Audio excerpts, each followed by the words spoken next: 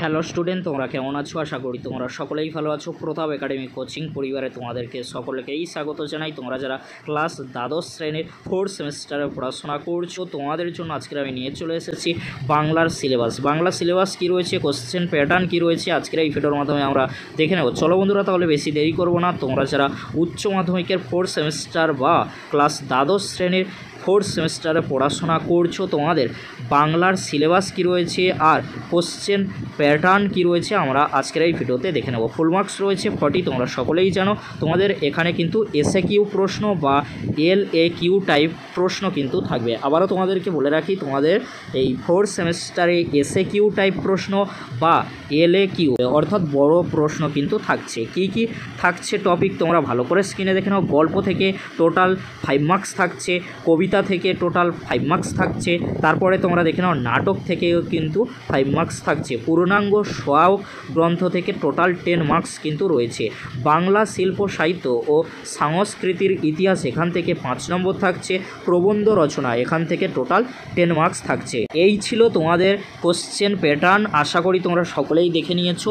40 মার্কসের লিখিত পরীক্ষা হবে, 40 মার্কসের গল্প, কবিতা, নাটক, পূর্ণাঙ্গ সহায়ক গ্রন্থ রয়েছে, বাংলা শিল্প সাহিত্য রয়েছে আর প্রবন্ধ রচনা, টোটাল কিন্তু 40 মার্কস। চলো 40 মার্কসের জন্য সিলেবাস কি রয়েছে দ্বাদশ শ্রেণী অর্থাৎ উচ্চ মাধ্যমিকের 4th সেমিস্টারের জন্য সিলেবাস তোমরা ভালো করে স্ক্রিনে দেখে নাও।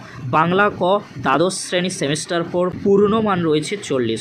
প্রথমে তোমরা দেখে নাও গল্প। গল্প কি রয়েছে? দুটি গল্প রয়েছে। 1 নম্বর গল্প রয়েছে হলুদ পোড়া, মানিক বন্দ্যোপাধ্যায়ের কিন্তু হলুদ পোড়া, তোমরা ভালো করে স্ক্রিনে দেখে নাও। 2 নম্বর গল্প রয়েছে wrong number Mahasweta Devi, wrong number Mahasweta Devi অর্থাৎ দুটি গল্প কিন্তু রয়েছে তোমাদের 4th সেমিস্টারে। কবিতা কি রয়েছে? কবিতা কিন্তু 3টি রয়েছে। প্রার্থনা রয়েছে রবীন্দ্রনাথ ঠাকুরের তিমির হননের গান, জীবনানন্দ দাশের তিমির হননের গান রয়েছে। তারপরে তোমরা দেখে নাও পরবর্তী যে কবিতাটি রয়েছে কেন এলো না, সুভাষ মুখোপাধ্যায়ের কেন এলো না।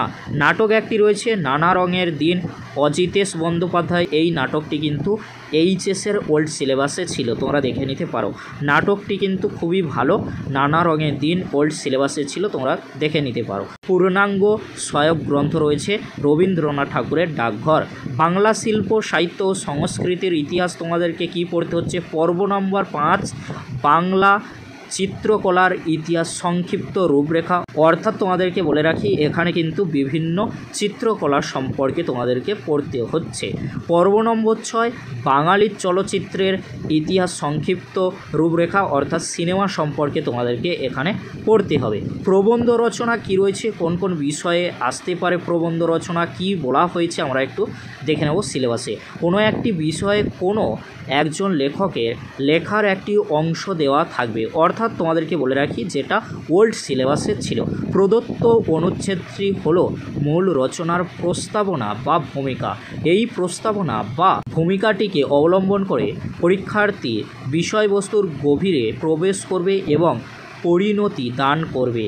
একটি প্রশ্নে কোনো একটি বিষয়ে নানা ধরনের সূত্র ও তথ্য দেওয়া থাকবে, সেগুলিকে ব্যবহার করে শিক্ষার্থীরা রচনাটি গড়ে তুলবে। আশা করি তোমরা সকলেই দেখে নিয়েছো সিলেবাস। এই ছিল আজকের আলোচনা। পরবর্তীতে তোমাদের জন্য গল্প, কবিতা, নাটক, পূর্ণাঙ্গ সহায়ক গ্রন্থ, বাংলা শিল্প সাহিত্য, প্রবন্ধ রচনার সাজেশনমূলক ভিডিও ক্লাসের ভিডিও নিয়ে হাজির হব। ভিডিওটি দেখার জন্য তোমাদেরকে অসংখ্য ধন্যবাদ।